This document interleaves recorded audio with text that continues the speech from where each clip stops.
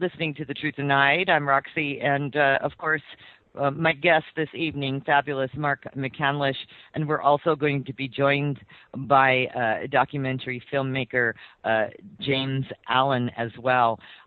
So stick around. I just have a couple of announcements to make, and then we'll be on our way. In the news, to anyone who's interested, Obama is set to nominate, or has, I just heard a few minutes ago that he has nominated Janet Yellen to replace Bernanke as the Fed chairman.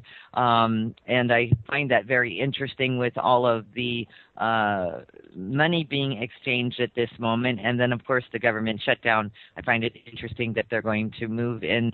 I don't recall a woman ever being the Fed chairman, but if anybody wants to look that up and put that in the chat room, I would love to know. I don't recall a woman being in that position before.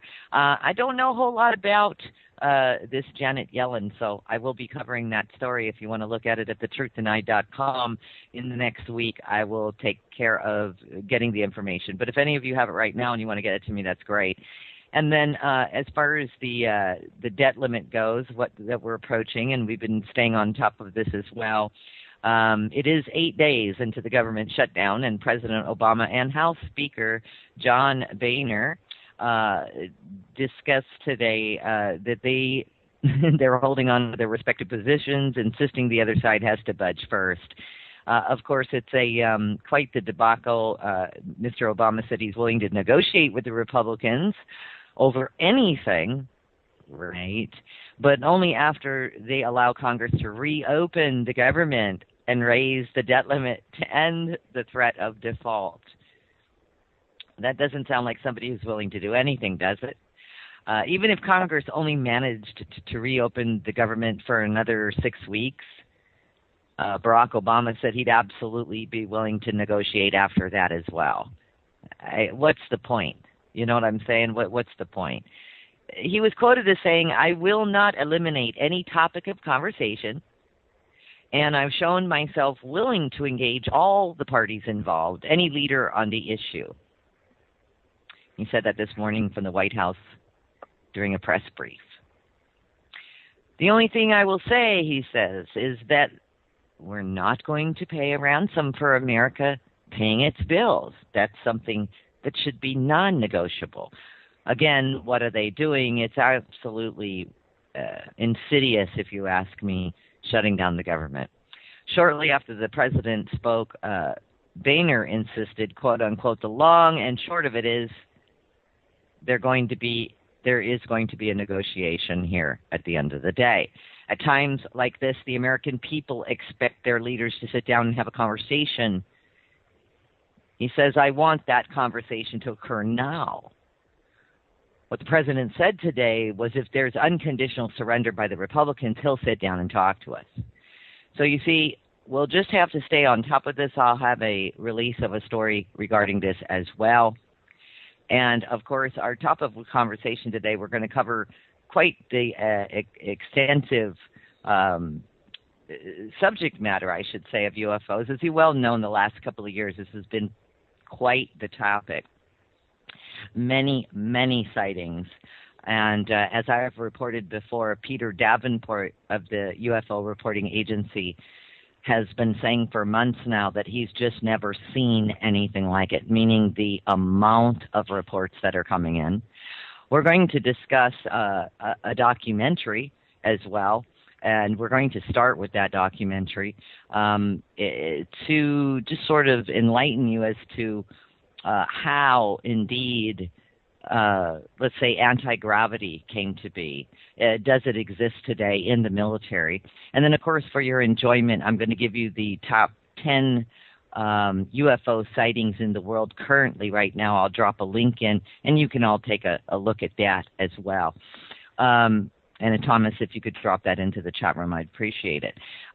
My guests, because we have two this evening, and I did just find out about our second guest, and I'm glad to have him. my guest, Mark McCandlish. He's been on the show before, a very good friend of mine, and a little bit about his background. Of course, the topic today is UFO science and extraordinary technologies, as well as 0 point, which some of you have been writing me about and familiar with. Yes, we do know about the Nazi bell, and Nazi bell, I should say. And Mark McCandlish, a little bit of his background. Upon leaving the Air Force in 1974, Mark made use of the GI Bill to attend Art Center College of Design, initially under an automotive design curriculum.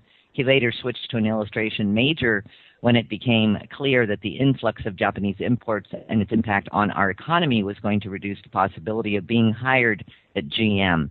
His work is on his website if you want to take a look at it. I have a lot of his work as well, his illustrations. One of my favorites is called Tomcats by Mark McCandlish, and if you want to take a look at that particular illustration, Mark did that way back in 1991, and it's still just cutting edge as far as I'm concerned. Go ahead and go to the Truth Denied, look at the schedule page, and you'll find it. Well, the other gentleman who's going to be joining us this evening as well is a gentleman by the name of James Allen, and the documentary or the film that Mark is in is called 0 Point, and it is the story of Mark McCandlish and the Flux Liner. And there is a photo of this as well if you want to take a look at the Truth Denied. And you want to take a look at Mark's website. It's markmccandlish.com. And we'll get some other information about the film as well when the gentlemen come on and discuss this. I think it'll be a great conversation. If you have any questions for us, good evening to the chat room. Go ahead and put them in the chat room. Our producer will be happy to pick up those questions for you. Mark, welcome to the show, and thank you so much. It's always an honor to have you on. Hi, Roxy. Thank you. I'm delighted to be back. Thanks. And James, first time meeting you. Welcome to the show as well. Thanks. Cool to be here. Thank you.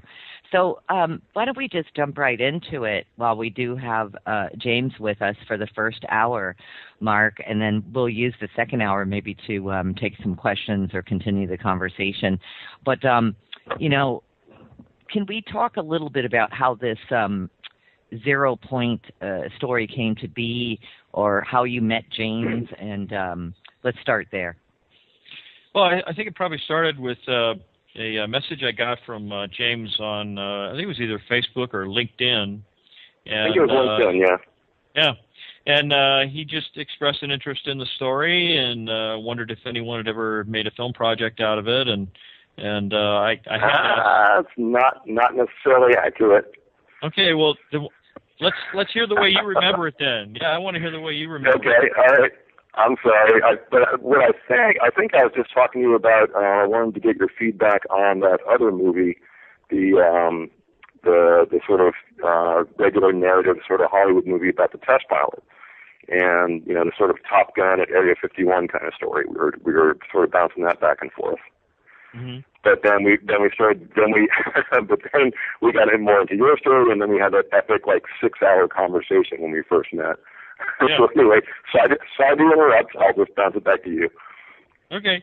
Well, it's just it's what, been 2.5, almost 3 years ago now, and yeah. So it's some of those things get a little foggy for me, but the one thing I like about James in our collaboration is that I'm the master of going off on tangents, and he's really good about bringing me back and putting me on the rails again so that we can kind of get things done. And I've always loved that about James. And the ongoing struggle. Yeah, it's true. And but I think he's done a terrific job of putting together the story that began back in 1988 with an invitation that I extended to a friend of mine from college to go to an air show out of Norton Air Force Base in Southern California near San Bernardino. And last minute I had to cancel, and the fellow that I was going to be going to the air show with wound up meeting someone who was high level in the Lockheed, well, back then it was Lockheed, now it's Lockheed Martin, in the Lockheed Martin hierarchy. And the initial reason we were going to go together was to network some clients and things. And at the last minute, I had a job for Popular Science that I had to finish over the weekend, couldn't go, and so called I called this fellow. I'll just call him Brad for the moment. Called him the following week, and he just didn't sound the same. It was something different, and he indicated that he'd seen some things that he thought he probably wasn't supposed to, and when we got together later and discussed it a little bit more thoroughly, he indicated that he'd seen a number of classified aircraft in a kind of an exhibit at the show. He didn't specify up at Skunk Works at Air Force Plant 42 in Palmdale, but I found out later that that's actually where it had occurred. That he and a group of other people, including Alan Cranston and the late Congressman George E. Brown Jr., had all jumped onto a military transport, a passenger plane, and flown up to Air Force Plant 42 from Norton, and walked into the big hangar there at Skunk Works and saw these different aircraft, including what Brad described as 3 flying saucers at one end of the hangar that were sort of unveiled about halfway through the little exhibit process. And so from that point on, I was so intrigued by the whole thing, and just had my doubts about whether there was, whether the whole thing was true or not. But as I began poking around within the aerospace and defense industry where I was working at the time, I began to pick up bits and pieces, clues that indicated that the story was on the level and that there were other people who knew about the program. It was originally referred to as the so-called Alien Reproduction Vehicle, or ARV, but its actual name as an aircraft was the Flux Liner, and there were actually a number of different aircraft or anti-gravity propulsion type vehicles of this kind that were different sizes, but essentially looked the same externally in terms of the proportions. It was just a basic bell-shaped kind of a flying saucer like one might expect to have seen in the 1950s. Flat on the bottom, sloping sides at about a 30 to 35 degree angle from the vertical, slight ledge about halfway up, and then the upper half of a sphere sticking up through the middle of this airframe. And then on top of that, there were a series of little like glass bubbles with a camera system under each one, which formed what was called a synthetic vision system. And so as I began investigating and asking and trying to find out whatever I could, I began interfacing with a number of well-known physicists, including Tom Bearden and Hal Puthoff. Bernard Haish was one of the people I met and talked to. Tom Vallone, Paul, Blabilet, and a number of other individuals, and little by little, I was able to put together what I believe was the method by which this aircraft is able to achieve the remarkable flight dynamics that it's capable of. So, anyway, tell them what the general said, like those flight capabilities. Well, the general that gave the presentation on the ARVs said that they were capable of light speed or better, which is an astounding statement when you look at everything that Einstein ever said about it simply being impossible to achieve any kind of a velocity that would even contemplate going anywhere near the speed of light. And part of the reason for that was his calculations in his mathematics said that as you accelerate through space-time, that the mass of your vehicle begins to increase. It increases exponentially to the point where you simply cannot have enough fuel on board to continue accelerating, going faster and faster, because you'd have a spaceship the size of a planet in order to carry enough fuel. And so the real trick to the whole process was finding out that there's an energy form in the fabric of space-time itself called the technical term is quantum zero-point fluctuations of the vacuum, but the shorthand term that is used in physics is zero-point energy. And it turns out that a number of physicists, including Hal Puthoff, have published a number of peer-reviewed papers in some of the physics journals that establish mathematically that zero-point energy is the energy form that's actually responsible for this increase in mass. That imagine that it's a kind of energy that's evenly distributed through the fabric of space-time, and then as you travel through space-time, your craft and the atomic structure of the craft is absorbing this energy, and as it does so, it increases the mass. And you get down to the atomic level, it really seems as though what's happening is that the subatomic particles that make up the atoms of the vehicle are absorbing the energy, and the electrons are spinning faster and faster, and they create this effect of mass. It's an effect that's variable and reversible. That is to say that when you slow down and come to a stop, that all that mass that you've accumulated by accelerating is dissipated back out into the universe. And so it became clear that if there's an energy in the environment that is responsible for this effect of increased mass, if you could find a way to tap that energy, literally using what's available in the environment, like solar power in a way, that you could use that energy to do work, and instead of increasing the mass of the vehicle, it would actually be used to propel it faster and faster without an increase in the mass. And so that's really the secret to what anti-gravity and superluminal travel is all about, is being able to tap the very energy that might otherwise be responsible for increasing the mass of the vehicle. Yeah, I wish I could understand half of what you just said, Mark. Well, I apologize, and this is really kind of the bread and butter of what the collaboration that I had with James was all about, is because he had a very steep learning curve when I began talking to him about this stuff, and when he expressed an interest in making some kind of a documentary about it, because I had to kind of boil it all down into a kind of a way of expressing it that the average individual would be able to understand in terms of their own personal experiences. And so even though it's not completely accurate in terms of what a physicist would say, imagine that the mass of the vehicle is like its weight increasing. As you go faster, the mass increases. It becomes heavier and more difficult to move. And it's really not an accurate. Well, can I jump in for a second? Yes, sure, please. Basically, what Mark's talking about, well, one aspect of it is the effect of mass canceling or inertial shielding, where you take a machine or a system, and through a certain kind of electromagnetic configuration, the vehicle in the film that Mark did the drawing of is basically, I call it a mutant Tesla coil. It's like a Tesla coil, only with some very beefed up configurations.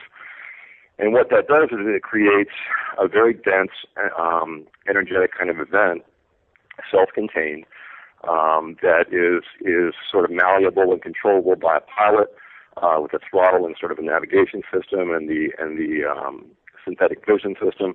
But basically, it's the main aspect of this machine, sort of this prototype, is its ability to cancel mass, like its ability to create an effect that counteracts the effects of gravity. So it's basically sort of a hovercraft, like it's a levitating machine. Mm-hmm. And when you combine that with inertial shielding, in other words, when you don't have, when you have the effect of not having mass, so there's no inertia, so there's no sense of acceleration or the usual effects of turning steep hard corners at high G-force, stuff like that.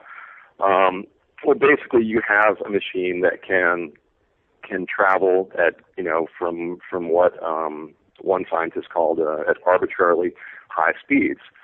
In other words, it's not constrained by the speed of light limitation, and basically creates a bubble of space-time that can move at whatever speed through space, because it's not a chunk of matter going through space. It's sort of a engineered chunk of space-time itself. Yeah. I don't know if that makes anything clear, but may I ask? I have read both sides of the argument. Some say that 0-point energy, let's say, is an intrinsic and unavoidable part of quantum physics. So, and then there are arguments that 0-point energy is an intrinsic and unavoidable part of quantum physics. I would be on that side of the fence, yes. Mm-hmm. And some scientists say that this is all wrapped up in quantum physics, and then the argument, I suppose, against it would be the portion that manipulates the vacuum energy. I guess that this is where it runs into a problem, that any object that can change in the vacuum energy, electrical conductors, dielectrics, and gravitational fields distort the quantum mechanical vacuum state, and I guess this is how this takes place. Just one, not to go too deep into that. So, but my other question would be, is it possible, for either one of you, is it possible that this is something of what we have determined already as, let's say, the wormhole effect? Well, I'll just say no for now, but Mark, you can take that. Well, one of the things that happens when the system becomes energized and is working at a high power level is that you wind up creating what is called a polarization process. It polarizes space-time. It creates a kind of a vector in space-time.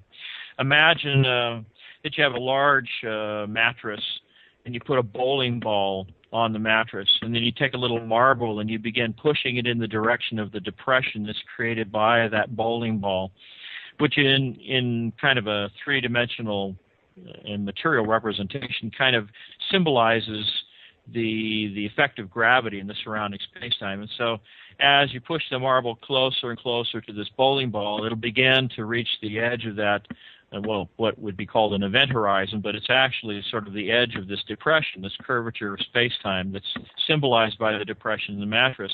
And once you get to that point, the marble would begin rolling downhill into the lowest part of the depression that it can go into before it makes contact with the bowling ball.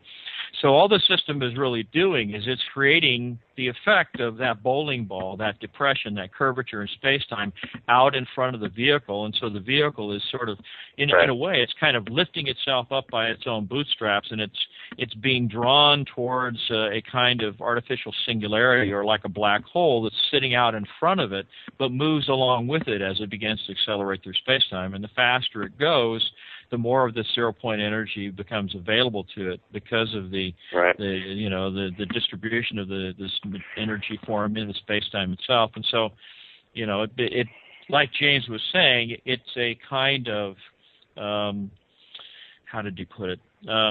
It's an arbitrarily high speed that you can achieve, but part of the reason that you don't have all the g-forces and other kinds of problems that would ordinarily be expected to kill a pilot is because the polarization process of space-time is literally like, in fact, I think the term they used in the physics paper was uniform acceleration.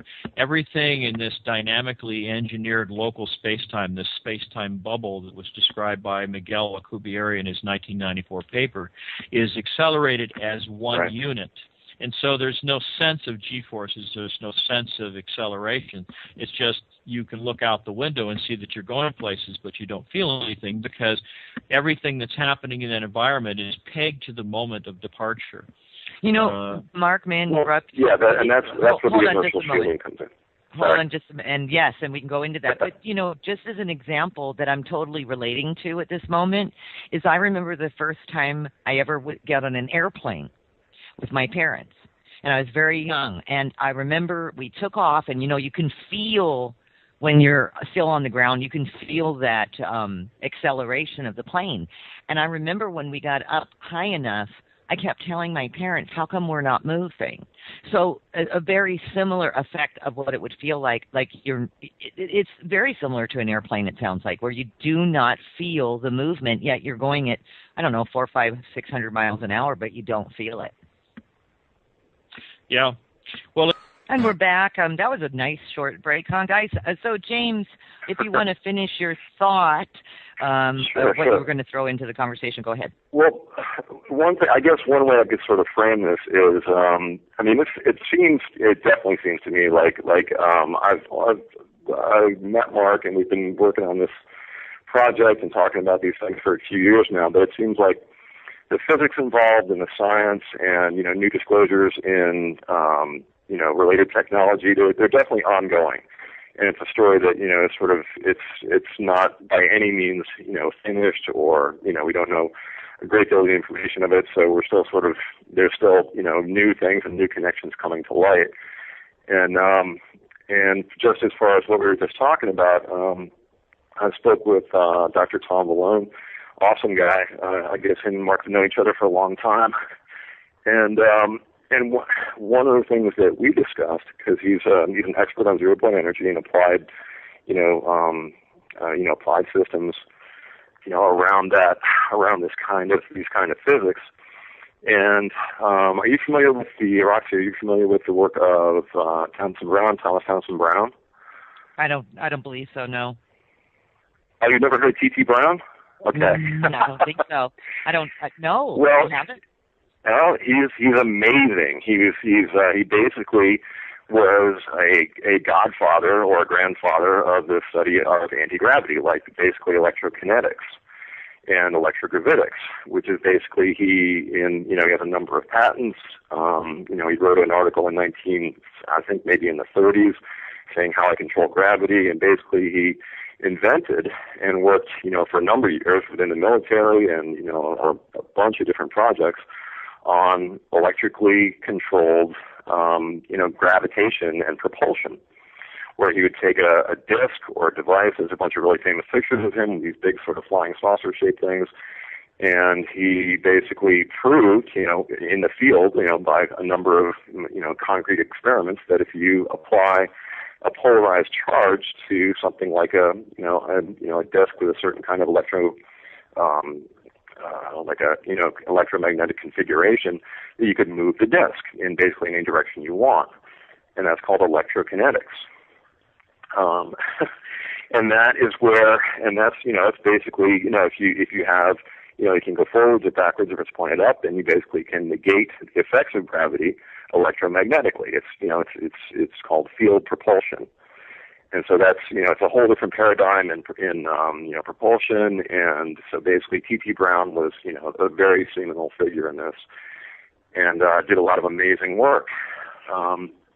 And when you combine electrokinetics with inertial shielding, in other words, you have the ability to move a machine in a direction, in any direction you want, combined with the effects of negating mass and negating the effects of inertia. Basically, you have not only a hovercraft, but something that can, go, at any speed you want in any direction, as far as, maybe interstellar distances.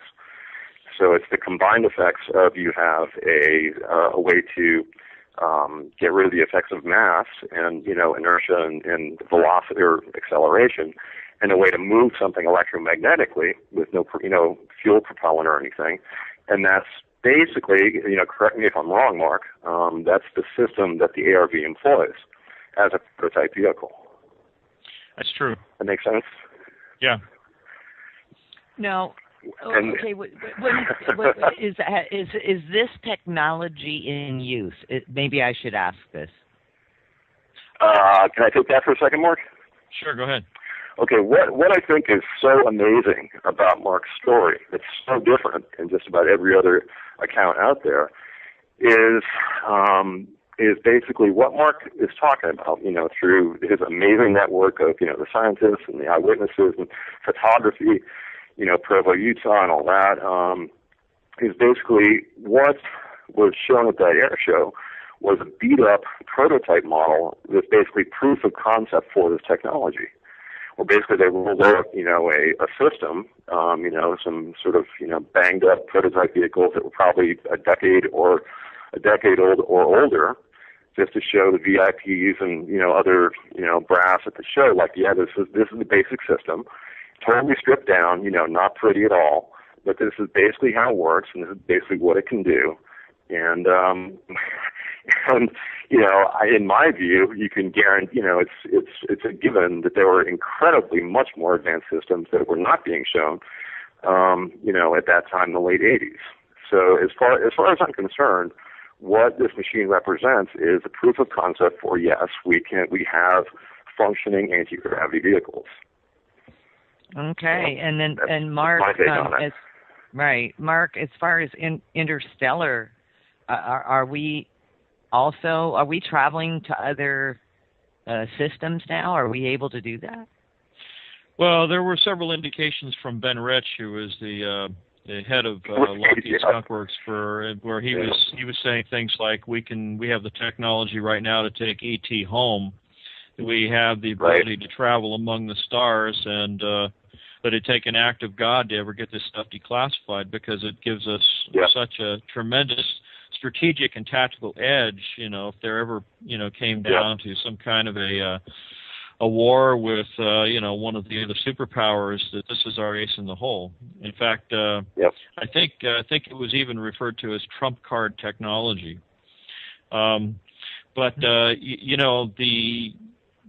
thing that kind of gave me the clue that this technology had been back engineered and developed a long time ago, that we've actually had this for a very long time, was first, of course, Brad's indication that the aircraft that he saw fairly up close was about 24 feet in diameter, and he said that it had panels on the side that were held in place by Zeus fasteners, which is something that was fairly common on aircraft. Even the one that I worked on in the Air Force, the F-106, had Zeus fasteners holding all of its panels secured while it was flying around at, something just over Mach 1. And the Zeus fasteners are kind of a spring-loaded screw that you stick a screwdriver into it, and you turn it a couple of times, and it pops out, and then you move on to the next one. But it's all retained and held in place, so you don't have to worry about screws falling all over the ground or maybe being ingested by the jet engine. And this is a technology that goes back a long ways, and greasy fingerprints and scratches and all these things that would indicate that this had been around for a very long time. So some other people that I was working with at the time, including the late Gordon Novell, approached Wendell Stevens, who had something called the UFO Photo Archives down in Tucson, Arizona. And we kind of tasked him with trying to find any known photography of UFOs that looked like this ARV that Brad had described. And lo and behold, he found some very, very remarkably similar photographs of an aircraft that was shot by a military pilot from his plane near Provo, Utah in July of 1966. And it had kind of a reddish cast to it. It had the same sort of flat bottom, sloping sides, a little ledge, a dome on top, and these little blisters on the top, which looked like smoked glass. You really couldn't see what was inside them. But when he was asked to give the film over for analysis during the production of the Condon Report at the University of Colorado in Boulder, I think it was, he did not get his original film back. They actually had taken and made copies, rather poor quality copies of his negatives, and basically took the images and shuffled the order of the images, intersplicing some other photographs from another part of the roll of film that showed trees and mountains and stuff. So it made it look as though this whole thing was a hoax, when in fact the original film was shot in sequence from the cockpit. At least 3 shots that we know of that were taken. As this thing basically crossed in front of his aircraft. I think it was a C-47 flying boxcar or something like that. But anyway, so this is what indicated to me that it had been around for quite a long time. So as I began, talking to some of my contemporaries in the defense and the aerospace industries, I would, ask people, have you ever heard of anything like this? And I talked to an engineer from Allied Signal who had gone to college down, coincidentally, in Tucson with a fellow by the name of Mark Stambaugh, who was studying metallurgy, and he had decided to do some experiments with some circular plates of aluminum or copper separated by a couple of sheets of glass, well insulated, and he put a high voltage power source to these things, and it started to hover and float around in the laboratory, which absolutely fascinated everyone. It was just a sort of a manifestation of what's been known as the Beefield-Brown effect. But almost immediately, the stereotypical men in black, the guys in three-piece suits with the earbuds and the dark glasses came in, took everybody from the class into a room and basically said, this is classified, you won't talk about it. And they confiscated the apparatus that he developed and all his notes, and he was basically back to square one for his project. So, but that was the beginning of a series of discussions that I had with people in the aerospace industry, where I, saw that there was this technology out there that, some people had heard of, other people thought may exist, but nobody knew for sure.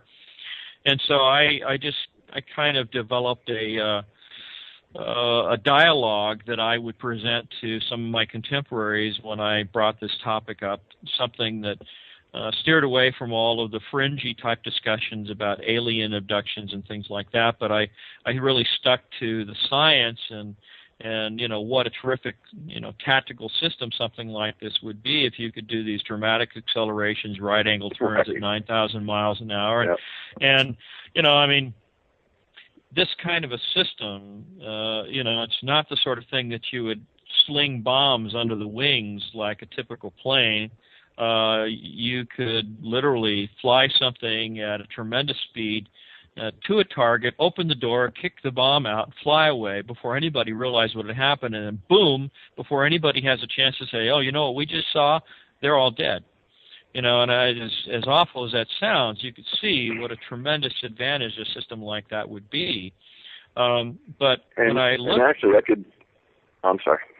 No, I'm. Give me just another second. But in the process of exploring all this, I was actually brought on board with Rockwell International when they were competing along with Boeing and some other companies for the airborne laser program. And they were talking about putting this massive system inside a Boeing 747, which is a big flying duck. I mean, it's a sitting target. And I went to the head of the program. They sat me down in a room with a bunch of other scientists, and these guys sat there in what I would only describe as stunned silence while I described the ARV, what its capabilities were, and why on earth they weren't trying to put an airborne laser system that had the ability to shoot, hundreds of miles and to take out ICBMs and other, kinds of, threat targets. Why they were using this lumbering giant of an aircraft like a 747, which, can't even go over Mach 1 without really, overstressing the airframe. Why they didn't, try and put it in something like an ARV.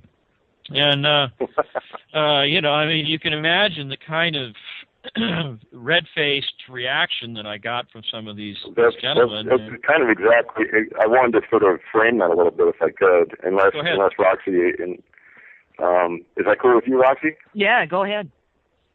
Okay, well, basically, when Mark is talking about, like Rockwell International and Martin Marietta and Lockheed and Grumman and Boeing, and all these major defense contractors, one thing that a lot of people bring up, and I would love to do a feature documentary on this at some point, is there's what I consider to be a major turning point in the history of science, basically, in the history of this technology. It goes along with ufology or whatever, but there was a great deal of publicity in the early to mid 1950s in Jane's Defense Weekly, Aerospace. What is it? What's the name of the Aerospace Weekly? Aviation Week and Space Technology. Aviation Week and Space Technology. A bunch of industry trades, even the New York Herald Tribune. there was a lot of chatter, a lot of publicity, tons and tons of articles about, hey, anti-gravity is like it's the next big thing. Like all these companies, like Boeing's working on it and Lockheed's working on it. And there was just a whole bunch of talk about every major player in the aerospace industry, military, U.S. Air Force, Navy, and private contractors. Not that there's much of a distinction, but all these huge players throwing out a whole bunch of resources and hiring tons and tons of people, building facilities to work on gravity control, basically. The science of anti-gravity, because basically what downside would there be to having a field propulsion vehicle that doesn't use fuel, can have these amazing flight capabilities, performance capabilities? There's no downside to that. It's pure, it's gold. And so for a good, 4, 5, 6, whatever, from the, like I said, from like the early 50s through late 50s, there's a lot of articles, a lot of news about this, a lot of stories about these companies. And right around, after there was, some of the latest articles said, yep, they're just starting to get results or whatever. All that chatter, all that news, all those stories just evaporated. And there was nothing. By 1960, there was absolutely nothing about any of that. Gravity control just went completely off the radar. In basically every major, news outlet, in the mass media and the private, the industry publications, whatever, there was nothing about it. and so it leaves us with two choices. Yeah, well, all the news is vanished. So it leaves us with two choices. Either it's like, oh, well, darn it, yeah, there's really nothing to it, we just wasted a bunch of money and a bunch of time, okay, that's one thing, but, basically that's the common view, it's like, it doesn't work, so they didn't do it anymore. Or they got quantifiable results. But they never actually said that. That was the clue. That's true. Yeah, they didn't. But basically, the logical assumption is they started getting, concrete, quantifiable results of such an astonishing, degree. They started having, flying vehicles, flying discs under control that they could, just start doing amazing things with, an entirely new paradigm in propulsion. Basically, what I consider to be nothing less than another step on the evolutionary ladder, up there with the wheel. They started getting real results from this, and they were just like, well, let's keep this quiet. let's just kind of keep this for ourselves. So for me, that seems more logical. How long do you how long do you think this type of technology has been around? Like how many years? Well, varying degrees. There's a few different views. Varying degrees, I'd say they started probably making.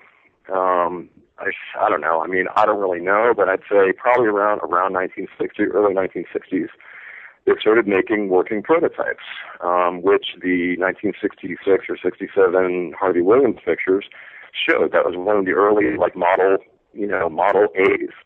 And what's called the ARV, from 15, 20 years later, that's a Model T, or, maybe a Studebaker or something. That's another primitive model. But I figure, they've had working technology since around, early 60s, maybe late 50s.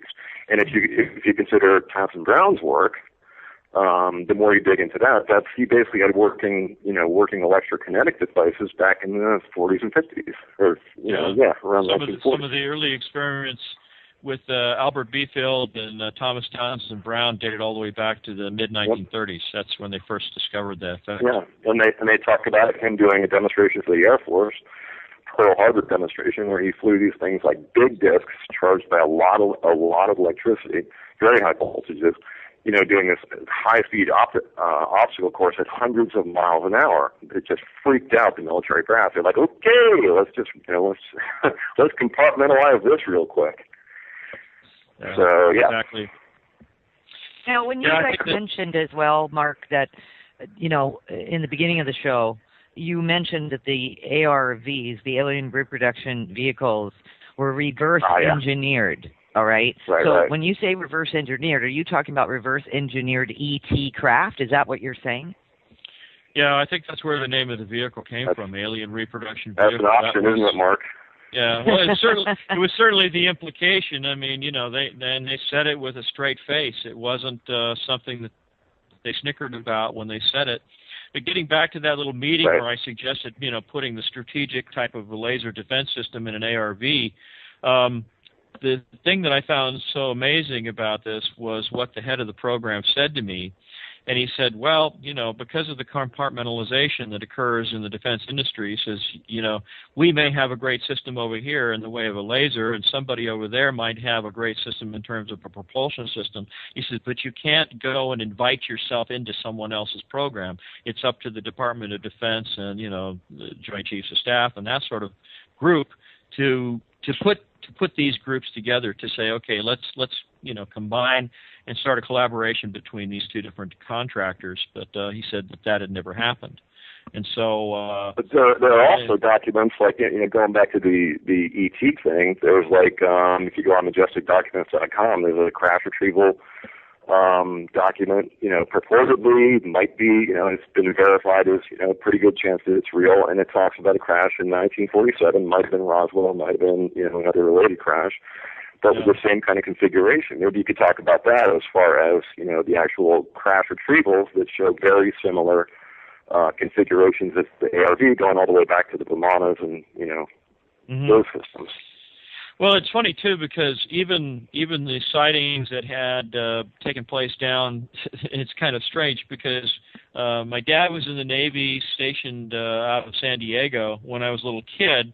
We lived in Vista, California, which happened to be just a few miles from where George Adamski was having all of his sightings, which just happened to look like ARVs.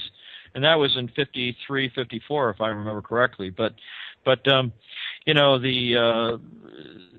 idea that they go back quite a long ways was further verified by an encounter I had during an air show at Edwards Air Force Base, where I just by chance struck up a conversation with a gentleman who had a rather uninteresting exhibit. He was there on behalf of, I think, what it was called the Air Intelligence Agency, and he had these slit scan radar over the horizon type black boxes that he was showing off. And so I struck up a conversation with him, and I remember describing some eyewitness accounts of UFOs that had been seen in and around the Persian Gulf War, which had occurred just a year or so before this air show was going on. And to my great surprise, this guy kind of nodded and smiled and said, yeah, that's right. And so as we began to talk, I told him about the ARV story, and I drew a picture of what one looked like. In fact, this little drawing that I did in about 15 seconds is featured in James' film. It was drawn on a package of lens cleaning tissues, and I showed it to this guy, and he says, "Oh, you've seen one." And I said, "No." I said, someone else told me about this thing. And I said, "But when did you see it?" And he described how he had worked with another friend of mine, an editor from Aviation Week by the name of Bill Scott, who was one of the technical advisors on UFO Hunters with Bill Burns. And he was a test pilot at Edwards Air Force Base in the early 1970s, about the same time that I was in the Air Force, 73, 74. And this fellow that I met at this air show at Edwards Air Force Base was saying that was also the time when he was in the Air Force, working at Edwards Air Force Base, and he was a crew chief working on one of the planes that Bill Scott was test piloting. And so because they were doing a lot of work late at night, and because a lot of these planes were still kind of hush-hush, a lot of the flying was done at night so it wouldn't be observed. And they had finished all the work for the evening and basically had nothing to do but play cards. And the shift leader said, look, we've got a ground power unit over at North Base, which is where they keep a lot of really classified stuff. And he says, you need to go over, pick it up, and bring it back to the maintenance depot, and then you can go home for the evening. And it was about 1 or 2 o'clock in the morning. And so rather than taking the big, long perimeter drive around the dry lake bed where the shuttle was landing and other things like that in more recent times, he decided that he was just going to take this tow vehicle, which was geared very low and was very slow moving. He decided to just go straight across the dry lake bed to North Base, figuring that the security was so tight over there, they'd pick him up on their cameras or something long before he got there. The fact was they were all expecting him to show up at the gate, and so when he didn't, it kind of threw everything out of kilter. And so he drove up onto the tarmac at North Base and was trundling along, looking for somebody to make contact with about this ground power unit. And he saw a Quonset-style hangar a little ways down the tarmac there with the doors slightly open and light coming out. He figured, oh, well, that's probably where it's at. And he rolls to a stop in front of this opening, looks in the hangar, and here's an ARV hovering off the floor, nobody around. And he was absolutely stunned. And he said, before I could even turn my head and see who was running up behind me, he says, I heard these footsteps, somebody running up behind me, and he says, the next thing he knew, there was the gun barrel of an M16 at his throat and a voice saying, get down on the ground or I'm going to blow your head off. And so they put a bag over his head, and they spent the next 15 hours or so debriefing this guy. And that was when they actually told him more about the system than he could actually physically see from where he sat on this tow vehicle. And so he actually added some additional details to what was going on within the internal structure of the vehicle, including how the ejection seat system worked on the aircraft. In fact, I've even made an additional discovery just since you and I have talked last, James, and that was that I originally thought the smallest version of the vehicle had 4 ejection seats. It turns out it only has 3. So it's set at about 120 degrees. Yeah, 120 degrees apart from one another, and I can go. Where'd you get that info? That came from when I do my aerospace paintings, I do a lot of work on masonite, 1/8-inch tempered masonite, and I had a sort of a long-standing sort of working relationship with some people at a local lumber yard, and I think you've heard part of this story. I was struck by a conversation with a guy who wanted to know why I was buying all the masonite, and told him that I did paintings for the aerospace industry, and he said that he had an uncle who had actually worked on this system when I brought up the ARB story. Yeah, I think we might be digressing a little bit at this point. I'm not sure. Well, but it's just it was going back to that conversation again and again to some of the things that this uncle supposedly said after he saw a copy of the blueprint, which finally clarified. So instead of 4, there's 3. No, he said that he says that. You have 4 and it's actually 3. Okay. All right. No. That's not what he said. If you remember, he said, well, there's one part of the aircraft where you've shown 2, but there's actually 3. But you see, when you look at that blueprint, you only see 2 ejection seats. Oh, that's interesting. It's because of the way they're positioned in the drawing. You don't see the other 2 ejection seats that are around on the other side of that central column that goes down through the middle of this vehicle.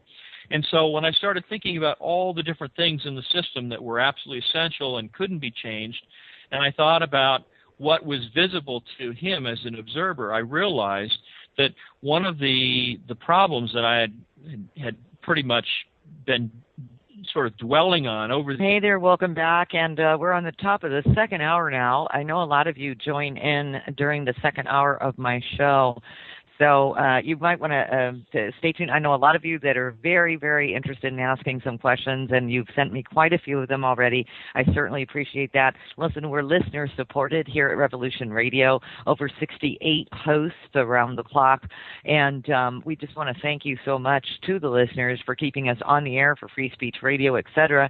There is no other place really that you can have these types of conversations without heavy corporate advertising and such, and then with the advertising, there's a little bit of ownership, and with ownership over the host, you can't really have the discussions that you want to have. So I want to thank you all, and it's great to have you as part of the family. Mark just let me know right before we hit the break that he had an emergency, and he'll be back on the air here in about 15 to 20 minutes. So, James, can you hang with us for a little bit? Sure can. Love to. Oh, great. I love it. So, what I want to go back to, you're kind of fun. You're absolutely fun. So it's pretty cool. This stuff is so fascinating to me, Roxy. You have no idea.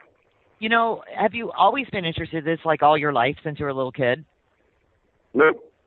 No. Not at all. What made you become interested in UFOs?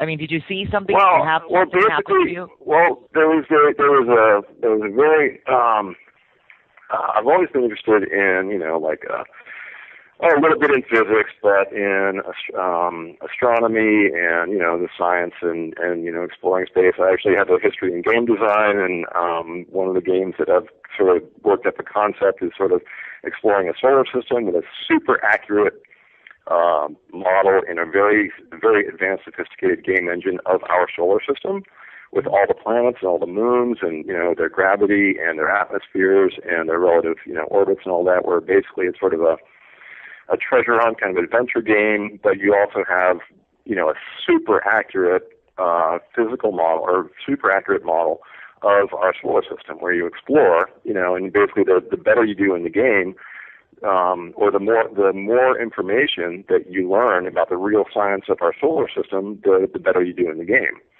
And so I've had that kind of thing percolating around for a while, just in terms of, I'm kind of a geek. But in terms of this stuff, UFOs, they always seem kind of fun. And a long time ago, like maybe 25 years ago or so, I remember I was sitting around with some friends, and they were talking. This one guy was saying they were camping in the desert one time, and somewhere in, like, I don't know, New Mexico. And he saw this little dot, like, way off in the distance. There was this sort of, didn't look like a star. And him and his girlfriend watched it for a little bit. And he said, yeah, it kind of moved around a little bit. And then it just shot off in a straight line. And he's just like, yep, I'm pretty sure that was a UFO. And just the way he said it, I was just like, well, sounds like it was a UFO, So it wasn't, it seemed like he was talking about a real event of something like that happening. And so I've always had kind of an open mind about it and been interested in, science, the space and all that. But the real turning point for me about a few years ago was seeing the 2001 Disclosure Conference video by Dr. Greer at the press club. What's the name of it? I think it was the press club. Yeah, it was the what's the actual? There's 3 letters. The that American no, press club. Yeah. Hold on, I'll look it up for you while you're talking about it. Yeah, the Disclosure Project. Hold on. Disclosure Project Conference 2001 at the it's not the United Press Club, it's the American Press Club. National Press Club. National Press Club event, May 9th, 2001. Right. And a friend of mine recommended me that video after, seeing some other guys from, Kerry Cassidy and those guys. But that series of statements, those 20 people, 5 minutes apiece, you're talking, like the head of the Federal Aviation Administration, the head of Accidents and Investigations, and colonels, and CIA guys, and, NASA people, scientists. And with basically nothing to lose, they're all kind of freaked, a lot of them are kind of freaked out and nervous. It's like, I can't believe I'm actually saying this. They have nothing to gain. And they're talking about the craziest shit in the world. It's just like, yeah, we watched these things, and they flew around at 2,000 miles an hour, and, it's like another sweep of the radar. It's like it obviously had gone 4,000 miles an hour, and then it was just, and it's like, what? Are you kidding me? Really smart, super smart people, very high levels of placement. They're just, incredibly smart. Very responsible people talking about, this stuff that is, hard to ignore. Just completely very hard to ignore. And the main thing is, like, basically the weird thing is the reactions, like, yeah, they didn't want to investigate it. There was no investigation. I'm like, what? These things were hovering over a nuclear weapons facility and they didn't investigate it? It's like, what the hell is that? So that was pretty mind-blowing. That was a 500-page briefing document that was included of all the transcripts from 12, different, like you said, military and civilian and scientific witnesses. Yep. And the stories are mind-blowing. They're mind-blowing. It's unbelievable. And these are really smart people. They're very smart people. And their whole effort was not only for disclosure, but for the purpose of peace on Earth. So I mean, there was more tangibility than just let us know that this stuff is real. That to make some sort of international global peace movement, and sure, it just went away like it never happened. Yep. Well, that's where you get into right. And so okay, so that is something that was a milestone for you, or a benchmark of a real big turning point for you. Yeah. Gotcha. And one thing that, and seeing Mark's testimony in that was like just fascinating too, because Mark's was different than the other ones. He wasn't talking about just radar. He's talking about a chunk of hardware, a working machine, a working prototype. It's basically like, yep, we have this whole next level shit going on, and this is a really accurate drawing of it. And the more, and the more I dug into it, and see, that's the thing. After that was probably, 2010, 2009. The more you dig into it, the weirder it gets, but, it just, the stranger it gets, but also the more concrete it gets, but also the stranger it gets. And so you have this disconnect, like, well, either he's telling the truth and that's an actual thing, or he isn't, and, everything, it's like you take the blue or the red pill. And one of the things that I thought was amazing about Mark's story is basically, it's a window into, like, Richard Dolan? Yes. And the whole concept of the breakaway civilization? Yes. This machine represents, a working prototype of that next level civilization that, we as a people are funding, but we're not privy to. And basically, when you talk about, a machine like this, is basically, it's the concept of gravity control and field propulsion. No more nuclear power, no more, no more fossil fuels. None of that. You're talking about ambient field propulsion, and you're talking about the concept of zero-point energy itself, which, physicists such as Harold Puthoff and Tom Balone and Tom Bearden, they talk about the energy density, the potential energy density of the fabric of space-time itself, anywhere, here or a billion miles, billion light years out in space, anywhere is on the, what is it? It's something, a joule is like an electromagnetic measurement. I'm not sure exactly what it is, but it's how Puthoff put it in the metaphor that if you have a soda can's worth of space-time, just, a soda can's worth of space, empty space, if you extracted all the potential energy in that, 12-ounce volume, you could evaporate the world's oceans. You could, a shot glass, sure, just the volume of a shot glass, could potentially power the eastern seaboard for 100 years. And that's everywhere. It's just, it's the background substrate from which all, quantifiable energy and, mass and matter emerge from. It's just the background field. It's an insanely dense, energetic background field. And so when you talk about a machine like Mark's, or any machine that's, field propulsion, you have two things that sort of in the fulcrum, in the very center of two very, huge areas. One is the concept of free energy, universal free energy everywhere. All you have to do is tap into this stuff a tiny bit, and you have just massive, you have enough energy. Tesla was all over this 100 years ago. You have unlimited free energy, and on the other side, when you start talking about, using it for gravity control and inertial shielding and electrokinetics, then you're talking about superluminal travel, and then you have the entire ET thing, the entire alien visitation thing. All of a sudden, it becomes like, well, that's doable, So it's two insanely huge fields. Sure. When you bring up the energy, just energy alone, free energy for the planet, Stephen Bissett has also taken this on as well. Sure. And he came on the show and talked all about his latest. He just won't give up. He's right, going to lobby. He's going to lobby Congress now to right, open the books. But in yeah, the big picture, I'm going to send the litigate. But anyway. Right. No doubt. Well, I try to think positive about it too. I mean, a lot of people are really putting him down at this point and saying, what's he doing? He's lost his freaking mind and this and that. But at the end of the spectrum, he's never given up, and he doesn't want to give up on this. Oh, sure. And we can't give up on this. But here's the thing.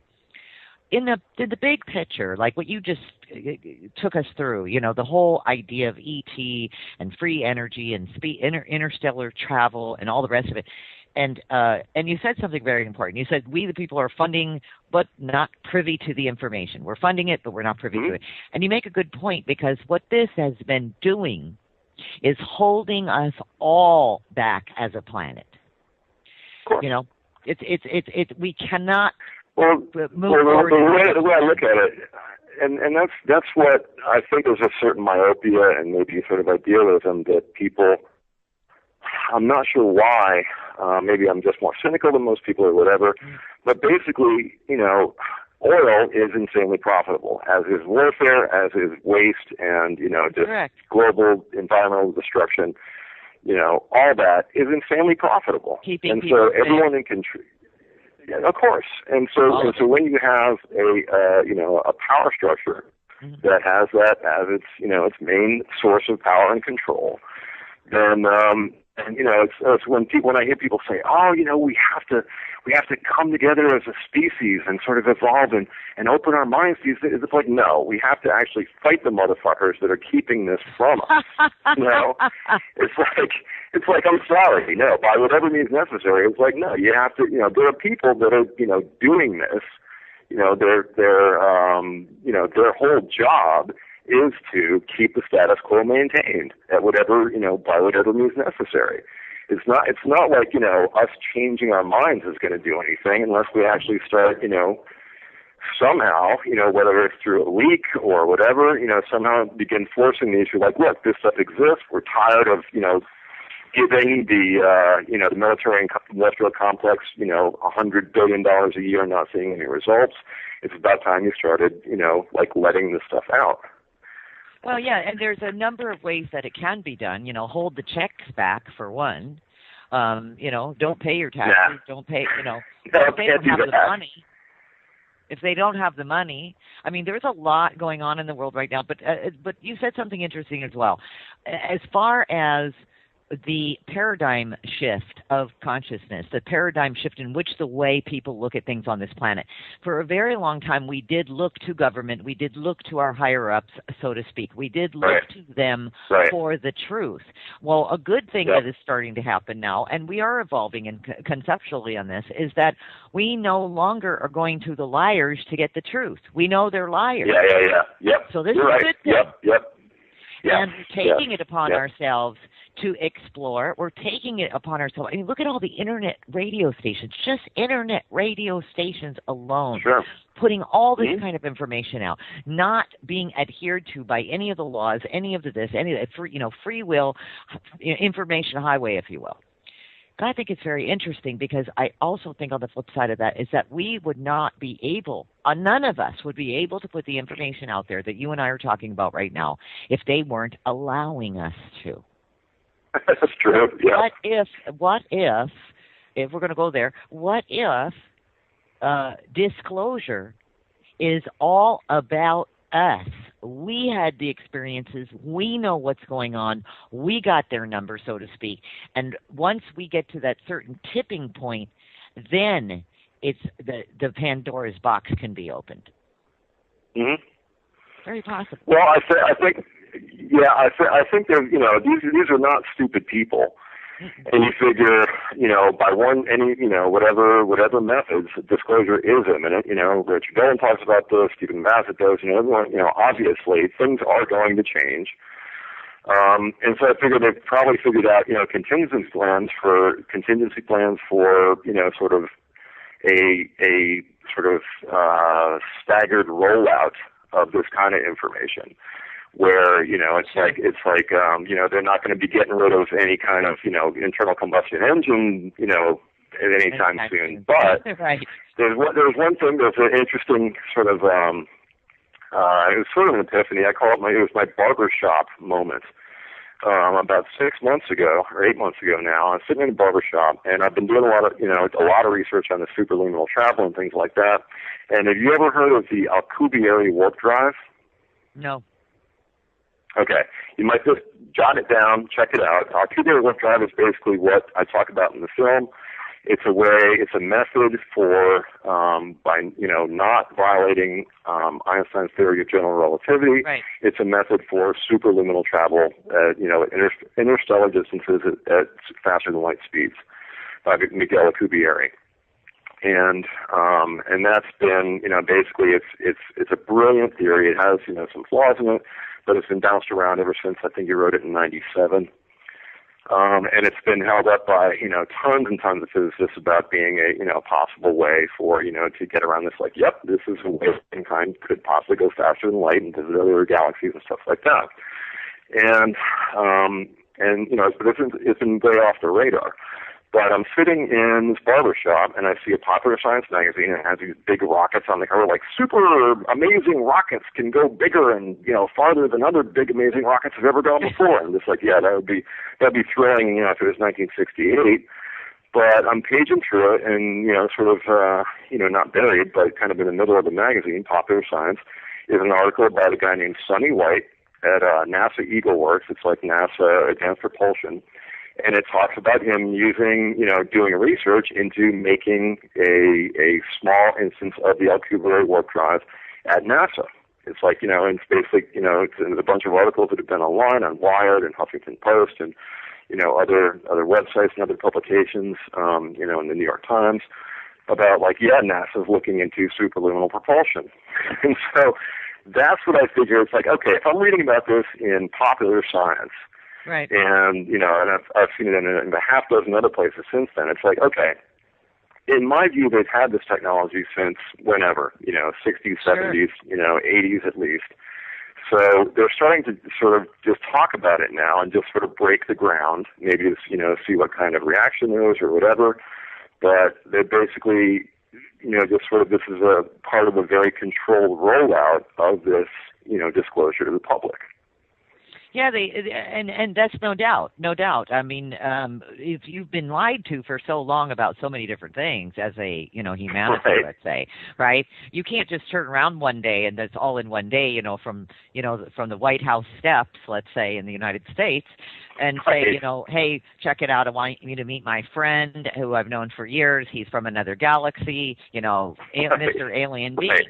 It ain't going to happen because you're just going to, because there are so many people who are in the mindset that it doesn't exist. And even if it does exist, maybe it's only in the movies and right. maybe it's only right. up there, right? You know what I mean? So you right. can't sure. bring that home yeah. right now. Right. So, yeah. I mean, but it's a balance. It's a balance. Did you see the movie Captain America? I have not seen that yet. I need to see it, though. Okay. It's on my list. There's a very interesting scene in that. Basically, did you see Iron Man? Any of the Iron Man movies? Okay. Well, this is a scene set in the 1940s, and it has Tony Stark's father, who's like this sort of a Howard Hughes character, and it has him at a World's Fair kind of thing, like a big sort of science and whatever, like entertainment fair thing. And it shows him on stage with a bunch of sort of showgirls and this sort of big old Hudson Studebaker kind of car with these weird things in the wheel wells. And he's like, here's the next big thing, folks. It's like pretty soon you're, using Stark gravity reversion technology, your car won't even have to touch the ground at all. And this big fanfare, and it's an extended scene. This is like a good 5-7 minute scene in this movie. It's beautifully produced, the music and the whole set. It's amazing. And it shows this car, hovering off the ground. It starts, it kicks in the music, and it shows them up with this big rheostat dial, and the thing floats off the stage. And the camera pans around, all this look of wonder in the eyes, like, whoa, and, sort of a fanfare.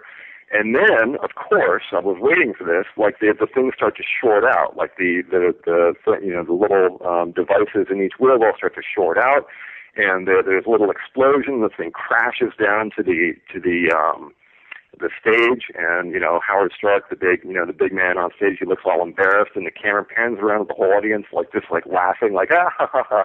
And he's like, yeah, I told you it'd be a few more years, wouldn't it? But for me, after researching this technology, I'm just like, it's a beautiful sort of disinformation, sort of embedding this thing as anti-gravity is science fiction. It's silly. It's not practical. Well, popular I think it was Popular Science. And NASA, there was an article about NASA saying that warp drive is this year in June. Warp drive is closer than we think, and right. So you're right. You see what I mean? That they have this this language lately, right? That things are closer, this and that. Yeah, but the possibility of the moon and Mars and all the rest of it. They always put it off as this distant thing. Like if you go on the NASA's website, they have this crude. They have this these little graphs. NASA yeah, right. You can't now. That's right. When you could, it showed a little graph of this is where the technology is, and it said speculation, conjecture, science, experimentation, and where the "you are here" arrow was way in between speculation and conjecture. They're just reinforcing, yep, we're talking about it. We might do it on a microscopic scale, but don't quit your day jobs. We might be seeing quantifiable results in 2085. Right. And how confusing is that when as I open the show this evening with the reports that are coming in these days, of all of these craft, light speed flashing across the sky. You've got people all over the world seeing them, and how confusing is that if the majority of it is ours? Right. Sure. Hey, Mark. Hey, Mark. Welcome back.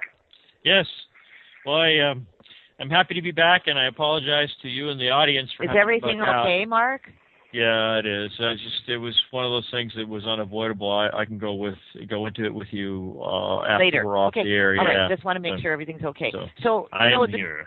We're having a good time. So I can okay. tell. Yeah. Yeah. We're just going down the rabbit hole with all the technology that's available, and where we really are as a society, and how we even talked about that even citizens are evolving to the point where they're starting to understand that maybe what if the government never discloses the technology? What if they never disclose that it's wrong? I mean, they've been covering up the idea that we have visitors, for how long? Right. So, but we also talked about, the idea that maybe a rollout of the information, slowly rolling it out into the public and letting them know, so forth. And we're going to have a break here in about a minute. When we come back from the break, what I would like to talk about is, if James might as well just hang on to hang out with us, James, who is the point of discussion this evening, the movie being 0 Point,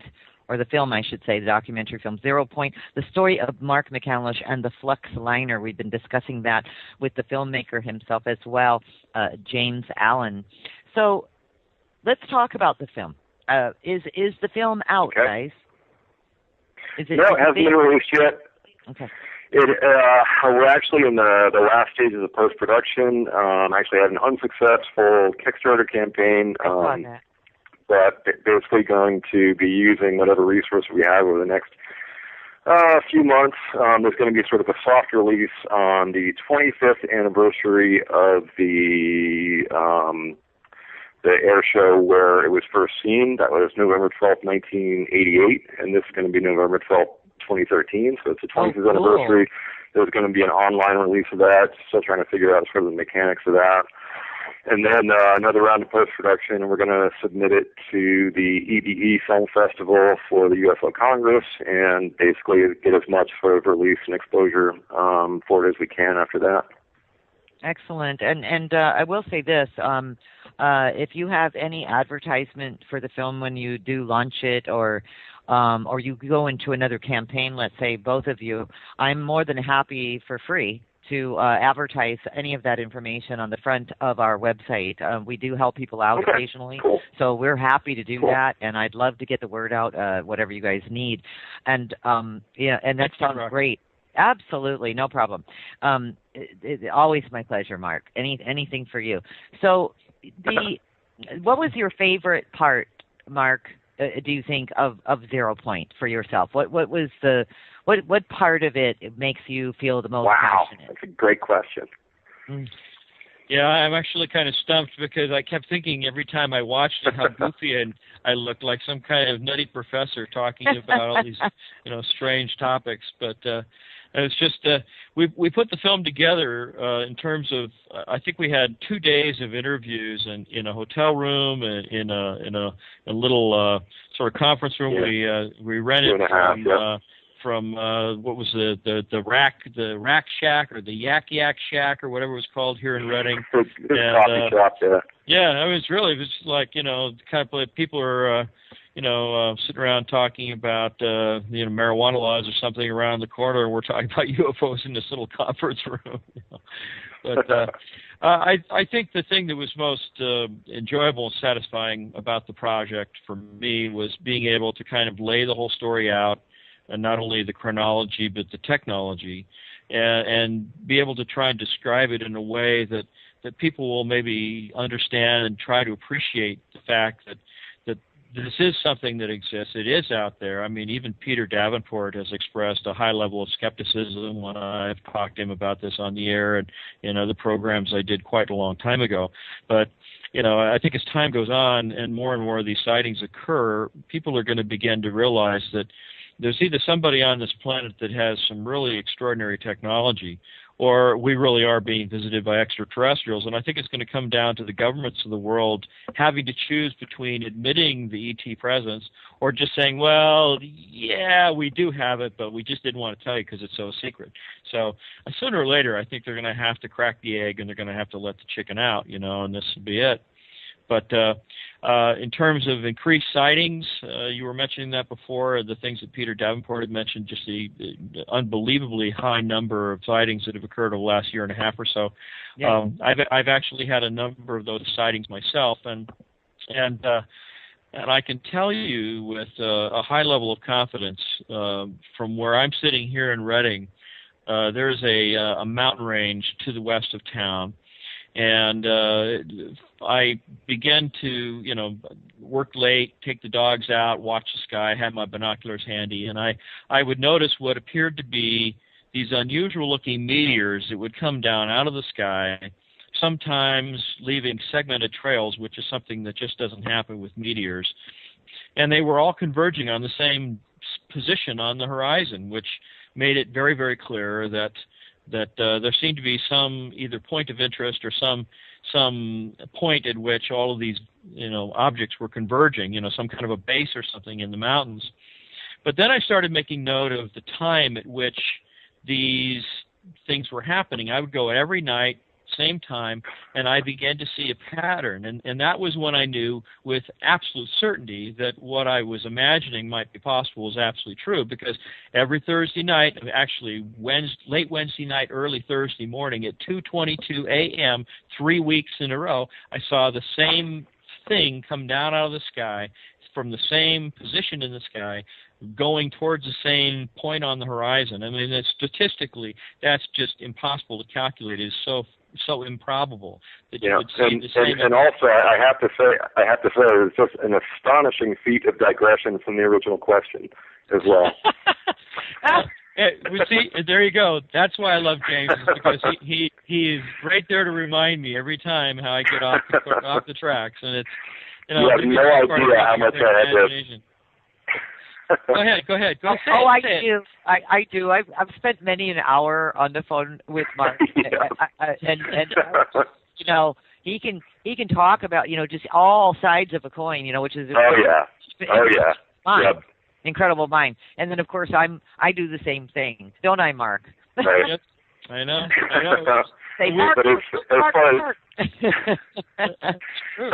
far as going through, I think we have about 9 hours of footage that I had to put down into this narrative. And so a lot of it is sort of microsurgery of picking up a thread from one day and then realizing that he had something, sort of restated that and the continuation at the next day. And so there was a lot of sort of distillation. But I'm really glad, Mark said that, one of his favorite things is the sort of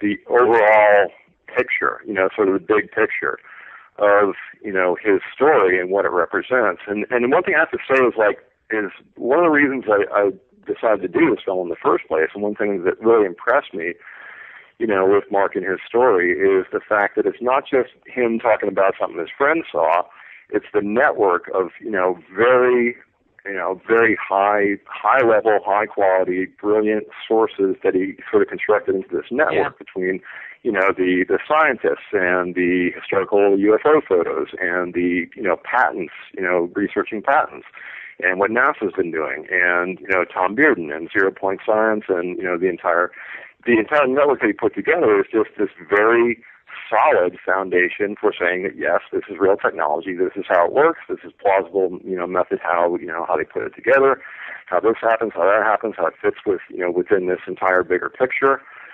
And I think that's the strength of the story is the fact that, like I said, it's not just him, it's not just one account, but it's an entire network of mutually supportive information and evidence. And that has different aspects to it, and that's what I like to think that I did with this movie, is sort of lay out, it's very much through Mark's perspective. There's a lot of him on screen, but basically I tried to sort of take that as an armature and flesh out different aspects of it. The ARV, because I'm a geek, and sort of I love the machinery and the science of it. So there's a lot of time spent on the actual components and functions of the machine, but also the free energy aspect and the, interstellar superluminal travel aspect and the scientists and, free energy suppression, the dark side of this entire, field. Just a number of, mutually supportive information that I tried, with, I guess varying degrees of success to lay out in something that you could show to, the guy on the street. And if he doesn't know anything about it at all, at least, he'll, have some, might have some questions like, well, could this be real? Or if someone that knows about it, knows a lot about it, it'll give them some more to think about, in whatever direction.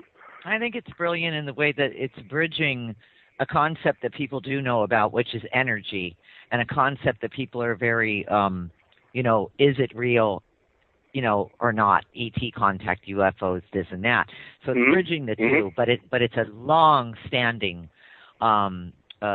contradiction, if you will, in the whole energy field, because you've got so many people out there, independents, doing the solar, doing the water cars, et cetera, et cetera, et cetera, et cetera.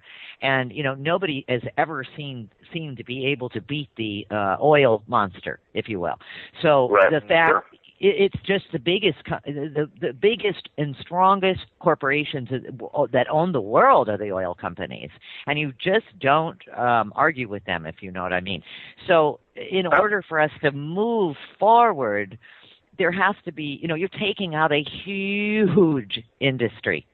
And so for us to get into this free energy, obviously, and linked, it's brilliant to link all of this disclosure to energy, because in the really big picture, that is what it's all about. Sure.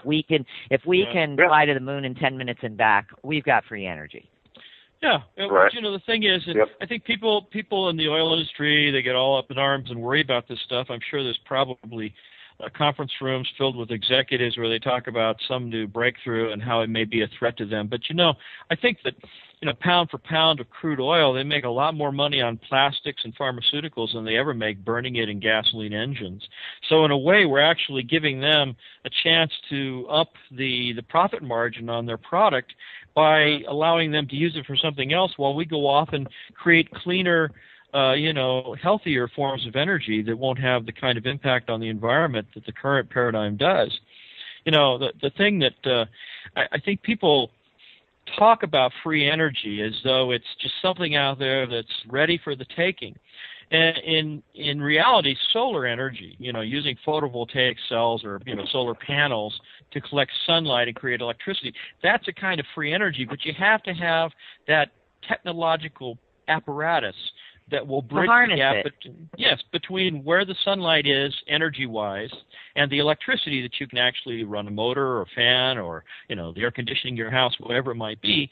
But the thing about zero-point energy, and the thing that I think makes it maybe a bigger threat to petroleum and fossil fuel, carbon-based fuels, is the fact that it's everywhere. You don't have to worry about the sun coming up in order to exploit it. It's everywhere in the universe. It's even deep underground in the darkest pit of a mine. You can still tap into zero-point energy. Keller, J.P. Morgan's quote to Tesla. Mm-hmm. And if we can't charge somebody for it, then it's a threat. Yeah. If everyone, that was the thing before he pulled funding on the Wardenclyffe Tower. It's like if anyone can just tap into this anywhere, where do we put the meter? Mm-hmm. Yeah, how are we going to charge it? And we can see that going on in the United States. I mean, that's a really good point. Not to digress here, but even with in the state of Arizona, with all of the sun in Arizona, practically 365 days of the year, perfect for solar. The utilities commissioner boards are already getting in between the homeowner that doesn't want a meter and is running their home off of 100% solar energy and saying, no, actually you need to give it back to the grid, and now you can't store your energy for more than 2 weeks. What the heck's going on here? Because of that independent aspect. You see, they don't. That's the part. See, control doesn't go with independence. They're two different camps. You know what I mean? So I think there's a lot of people that don't understand that don't realize that the tremendous part of this equation is the control that they have by being able to say, well, you pay us the monthly power bill or we cut off your power bill. Here in Reading, of all places, believe it or not, if you have your power shut off, they will give you a notice saying that, well, we can't allow you to sit in your house with a campfire to keep yourself warm, so we will evict you from your own house if you don't have power. What kind of control is that? I mean, that's unbelievable to me. Well, and again, they don't want any. I mean, this is how terrified they are, though. This is what I think. Yes, that's right. This is how terrified they are, that they don't want a single person going out there saying, "Well, I live in a house and I don't have electricity. I'm not on the grid. I don't." The pioneers do, right? Yeah, they don't want anybody. They don't want the word getting out. You know what I mean? And of course, they've already painted anyone who's seen a UFO as a crazy person, so that they don't have to worry about that ending up on the nightly news. I mean, look at what happened with the Phoenix lights. I mean, right? I mean, remember that wasn't senator? Wasn't it Governor Simon got up on a somebody? stage.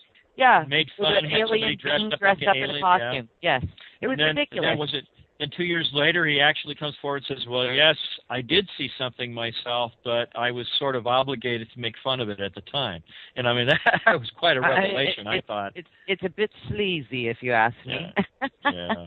Well, now, I want to know about the 0 Point film. It's where the story, Mark, I'm very excited about this film, and I can't wait till it does come out, both of you.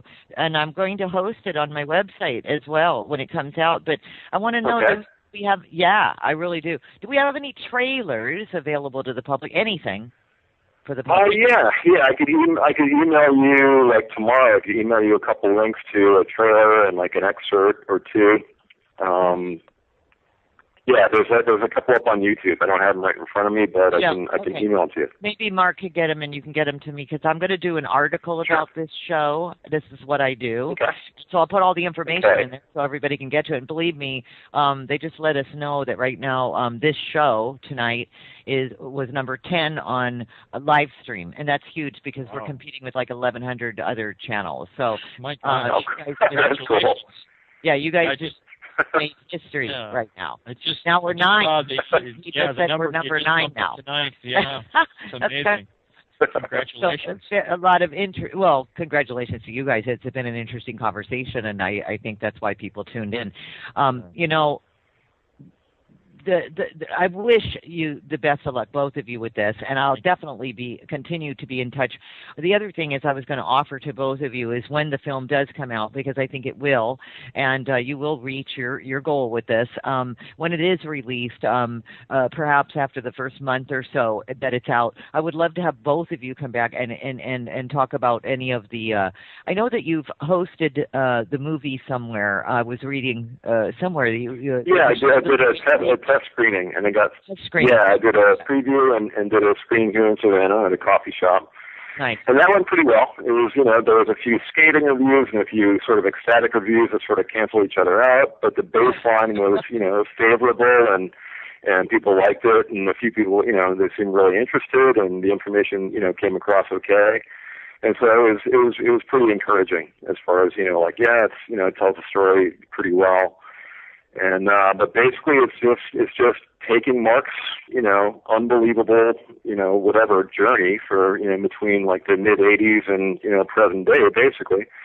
And just sort of supporting that with a lot of other material that, it goes along with it. The science and the evidence and for me, like I said, it's just incredibly fascinating. I mean, what's cooler than a machine that can go faster than light, or just like anti-gravity itself, superluminal travel, that we actually have. Stuff to go to the moon right now. Oh, I don't think there's. Well, I do believe that there's, and I talked to another friend of mine. He's actually a scientist, and he's, there's talk about, deep space programs and things like that. And yeah, I'm sure they are. I'm sure they are. Never went to the moon again. It is kind of weird. Yeah, the way I figure is the NASA space program is just a smoke screen. It's just a public relations smokescreen to keep people in the dark about, what we're really doing in space. Well, it's a gatekeeper of sorts. At the same time, it's a data collection as well. It has a couple of different functions, and it's very unfortunate that I don't know about when you guys were kids, but when I was a kid, I mean, NASA and the Apollo space program. I mean, it was just like the bomb. It was like wow. Oh, of course. Oh, yeah. Like Yeah. You know what I mean? Like watching the landing of the moon, all that. It's like, oh my God! It's like you couldn't even. I remember as a kid, I couldn't even wrap my mind around what was happening. Seriously. Yeah. And then we look at it now and we go, oh my God! It's like it's heartbreaking. It's heartbreaking. Oh God! What is it? You know what I'm saying? Yes, it is. It's heartbreaking. 35 years since we went to the moon. I mean, it's ridiculous to think that we have that kind of technical skill in the engineers that work and live in this country that's going untapped. The brilliant mind. Yeah, exactly. Completely hidden in a room. Exactly. It's like if you're a brilliant physicist, if you're a brilliant scientist, and you're amazing at this stuff, but your psychological profile doesn't fit in with the control mechanism, the politics and the power structure, then you're frozen out. You're not able to do the research. If you do go along with the program, so in other words, you sort of sell out, then you're invited to work in these programs, which is criminal. And you wind up doing it without any public acknowledgement whatsoever for your brilliance. Exactly. In a really inefficient, just sort of a just inefficient and grossly misdirected, system. So it's got to change sooner or later. Yeah. Well, there are certain aspects to science that science does. What is supposed to come out. I mean, they're always in the past as well. In the past, I mean, look at science, the brilliant minds in 500 years ago even. There was always this sort of suppression, not sort of, a suppression of information. Sure. Galileo. People weren't right. A very Leonardo good example. da Vinci. Yeah. Absolutely. When I think about somebody like Leonardo da Vinci had, the first concept drawings for a helicopter, basically a big giant rotating screw that would screw itself through the air, but it was still the idea of a vertical takeoff aircraft He had the first design for a parachute, which looked like a pyramid-shaped box that he would jump off the cliff, and he'd have this thing that would catch the wind and slow his descent down. I mean, those kinds of things were going on. I mean, if you look at some of the Discovery channels, there's the Ancient Mysteries and stuff. They had flying bombs that would skate across the surface of the water that were designed by people in Persia. I mean, it's just amazing the things that people came up with. And over time, whether it's through secret societies or people who are able to corner and exploit these kinds of technologies for their own benefit, a lot of these things get swept under the rug and we never hear about it. But I have no doubt in my mind that somewhere out there are programs with real live human beings like you and me that are doing these tremendously adventurous things. I wish like hell that I could be involved in some of that stuff. Unfortunately, I have a big problem keeping my mouth shut. Yeah, something like that. Yes, maybe you could have. You didn't fit the profile. Yes, you also are both keeping the truth alive. I mean, there has to be the messenger down here that keeps the truth alive and keeps the stories moving forward. So you do such a good job of that as well. You absolutely, Mark, and James as well. The other thing is, I'd love to see a documentary. I'm not kidding you, on the Curiosity mission. And that's a story for another day. Maybe when you gentlemen come back, maybe we can talk about it from beginning. Sure. I've really paid attention to it. There's some aspects of it. I'm telling you, it started to look like a Hollywood movie there over at NASA. I'm telling you that these people were hired guns. They weren't even the real workers. I mean, we even my husband, who doesn't really get into this kind of stuff, right?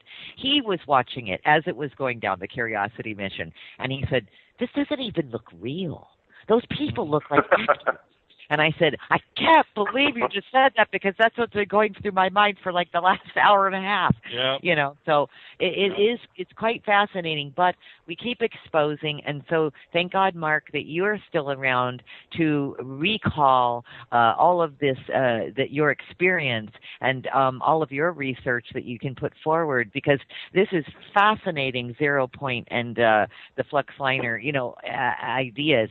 And I'm really happy, James, that you took the ambition, to do the movie, do the film, and I'm really very much. If I have, thank you. But if I have another minute, I don't really understand why a lot of other people. I'm not, exceptional as far as like coming up with great, amazing insights or whatever. If you connect a couple of very basic dots. If you look through the history, like I said, the turning point in around 1960 or something, that's in the public record. That's like the very minimal research you run into that. And so if you're savvy at all as far as scientifically, and you can realize how huge gravity control is, as far as what I like to say, I think it's the next evolutionary step for mankind. I think it's along those lines, and the fact that we probably do have this, like everything points to the fact that we have this. I'm astonished. I'm just amazed that shitloads more people haven't dug into this. Where they're just there was when people investigate flying triangles or UFO sightings near military bases, it's just like, well, what are those? There's not more people sort of banging on the doors of people that might control the technology. That's interesting that you say that, because I'm just there are more people looking into ghosts than there are UFOs. Yeah.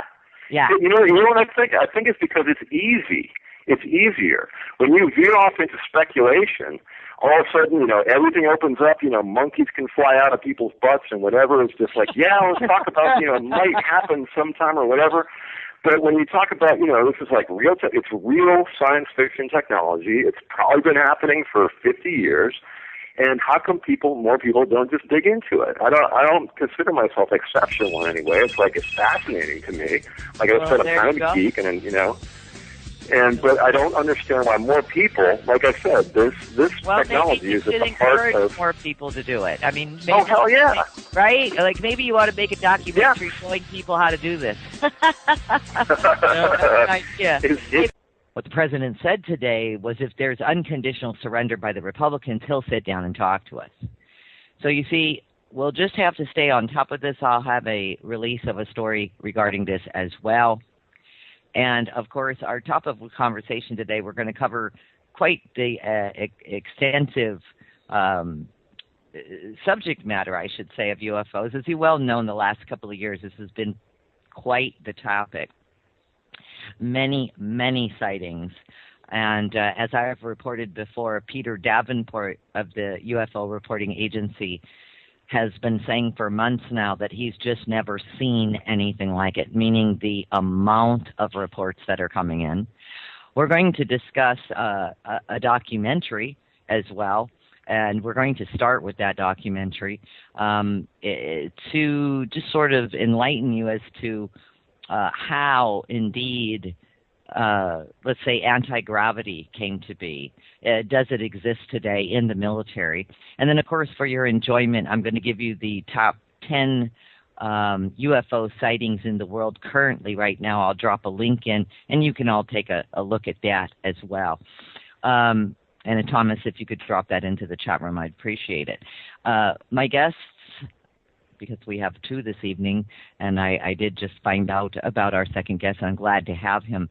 My guest, Mark McCandlish, he's been on the show before, a very good friend of mine, and a little bit about his background. Of course, this topic today is UFO science and extraordinary technologies, as well as 0 Point, which some of you have been writing me about and familiar with. Yes, we do know about the Nazi Bell, and Nazi Bell, I should say.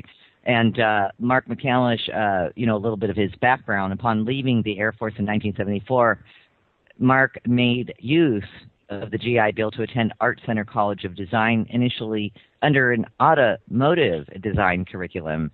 He later switched to an illustration major when it became clear that the influx of Japanese imports and its impact on our economy was going to reduce the possibility of being hired at GM.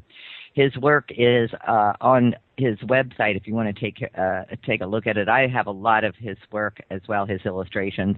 One of my favorites is called Tomcats by Mark McCandlish, and if you want to take a look at that particular illustration, Mark did that way back in 1991, and it's still just cutting edge as far as I'm concerned. Go ahead and go to the Truth Denied, look at the schedule page, and you'll find it.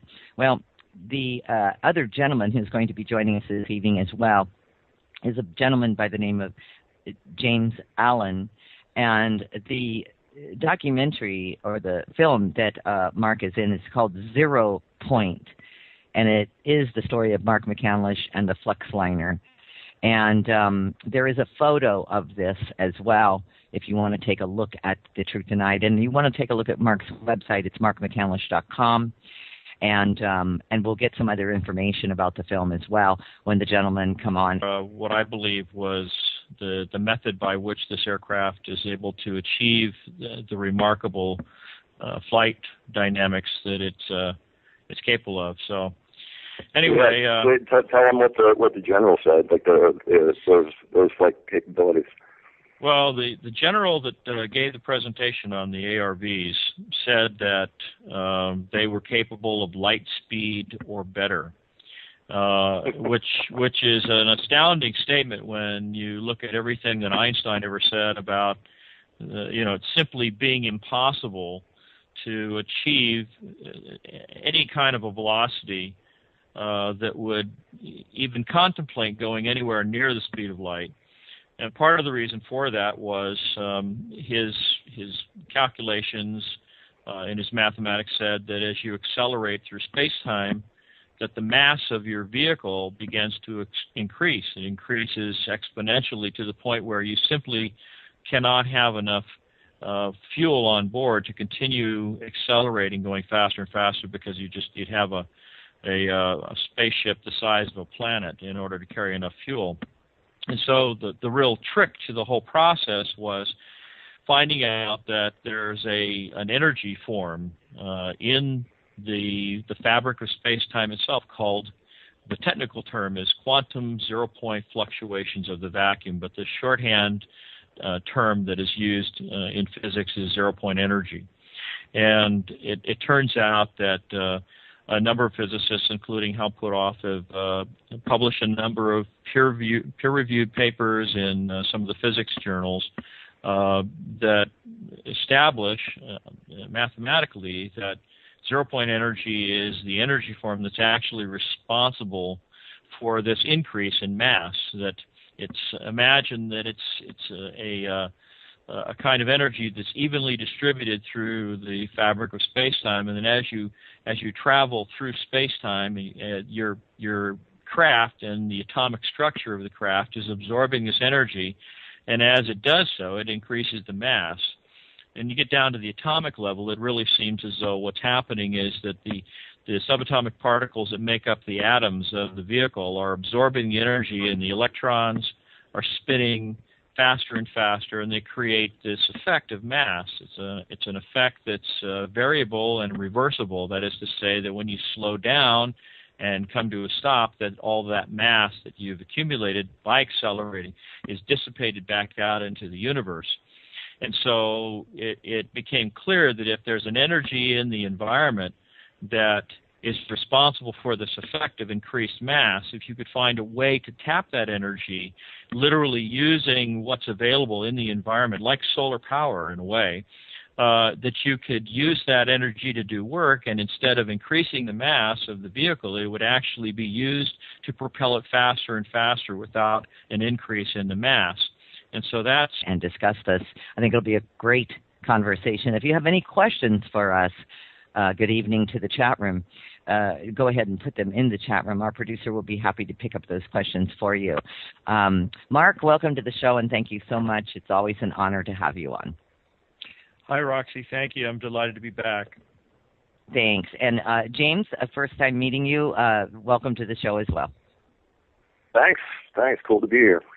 Thank you. So why don't we just jump right into it while we do have James with us for the first hour, Mark, and then we'll use the second hour maybe to take some questions or continue the conversation. But, you know, can we talk a little bit about how this 0 point story came to be, or how you met James? And let's start there. Well, I think it probably started with... a message I got from James on, I think it was either Facebook or LinkedIn. And, I think it was LinkedIn, yeah.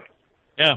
And he just expressed an interest in the story and wondered if anyone had ever made a film project out of it. And I had that's not necessarily accurate.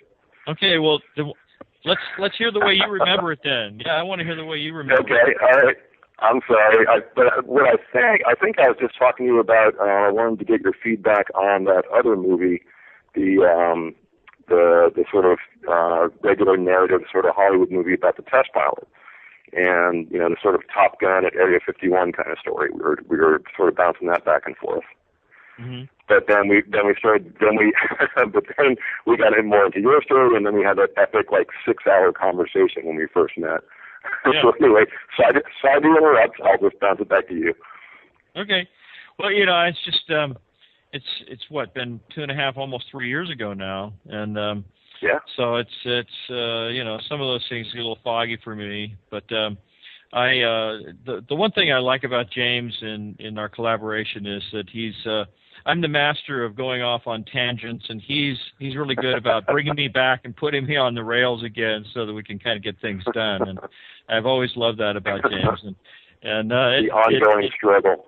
Yeah, it's true. And but I think he's done a terrific job of putting together the story that began back in 1988 with an invitation that I extended to a friend of mine from college to go to an air show out at Norton Air Force Base in Southern California near San Bernardino. And last minute I had to cancel, and the fellow that I was going to be going to the air show with wound up meeting someone who was high level in the Lockheed, well, back then it was Lockheed, now it's Lockheed Martin, in the Lockheed Martin hierarchy. And the initial reason we were going to go together was to network some clients and things. And at the last minute, I had a job for Popular Science that I had to finish over the weekend, couldn't go, and so called I called this fellow. I'll just call him Brad for the moment. Called him the following week, and he just didn't sound the same. It was something different, and he indicated that he'd seen some things that he thought he probably wasn't supposed to, and when we got together later and discussed it a little bit more thoroughly, he indicated that he'd seen a number of classified aircraft in a kind of an exhibit at the show. He didn't specify up at Skunk Works at Air Force Plant 42 in Palmdale, but I found out later that that's actually where it had occurred. That he and a group of other people, including Alan Cranston and the late Congressman George E. Brown Jr., had all jumped onto a military transport, a passenger plane, and flown up to Air Force Plant 42 from Norton, and walked into the big hangar there at Skunk Works and saw these different aircraft, including what Brad described as 3 flying saucers at one end of the hangar that were sort of unveiled about halfway through the little exhibit process. And so from that point on, I was so intrigued by the whole thing, and just had my doubts about whether there was, whether the whole thing was true or not. But as I began poking around within the aerospace and defense industry where I was working at the time, I began to pick up bits and pieces, clues that indicated that the story was on the level and that there were other people who knew about the program. It was originally referred to as the so-called Alien Reproduction Vehicle, or ARV, but its actual name as an aircraft was the Flux Liner, and there were actually a number of different aircraft or anti-gravity propulsion type vehicles of this kind that were different sizes, but essentially looked the same externally in terms of the proportions. It was just a basic bell-shaped kind of a flying saucer like one might expect to have seen in the 1950s. Flat on the bottom, sloping sides at about a 30 to 35 degree angle from the vertical, slight ledge about halfway up, and then the upper half of a sphere sticking up through the middle of this airframe. And then on top of that, there were a series of little like glass bubbles with a camera system under each one, which formed what was called a synthetic vision system. And so as I began investigating and asking and trying to find out whatever I could, I began interfacing with a number of well-known physicists, including Tom Bearden and Hal Puthoff. Bernard Haish was one of the people I met and talked to. Tom Vallone, Paul, Bleviolet, and a number of other individuals, and little by little, I was able to put together. Listening to The Truth Tonight, I'm Roxy, and of course, my guest this evening, fabulous Mark McCandlish, and we're also going to be joined by documentary filmmaker James Allen as well. So stick around. I just have a couple of announcements to make, and then we'll be on our way. In the news, to anyone who's interested, Obama is set to nominate, or has, I just heard a few minutes ago that he has nominated Janet Yellen to replace Bernanke as the Fed chairman, and I find that very interesting with all of the money being exchanged at this moment, and then of course the government shutdown. I find it interesting that they're going to move in. I don't recall a woman ever being the Fed chairman, but if anybody wants to look that up and put that in the chat room, I would love to know. I don't recall a woman being in that position before. I don't know a whole lot about this Janet Yellen, so I will be covering that story. If you want to look at it at thetruthTonight.com in the next week, I will take care of getting the information. But if any of you have it right now and you want to get it to me, that's great. And then as far as the debt limit goes, that we're approaching, and we've been staying on top of this as well. It is 8 days into the government shutdown, and President Obama and House Speaker John Boehner discussed today that they're holding on to their respective positions, insisting the other side has to budge first. Of course, it's quite the debacle. Mr. Obama said he's willing to negotiate with the Republicans over anything, right? But only after they allow Congress to reopen the government and raise the debt limit to end the threat of default. That doesn't sound like somebody who's willing to do anything, does it? Even if Congress only managed to reopen the government for another 6 weeks, Barack Obama said he'd absolutely be willing to negotiate after that as well. What's the point? You know what I'm saying? What's the point? He was quoted as saying, "I will not eliminate any topic of conversation, and I've shown myself willing to engage all the parties involved, any leader on the issue." He said that this morning from the White House during a press brief.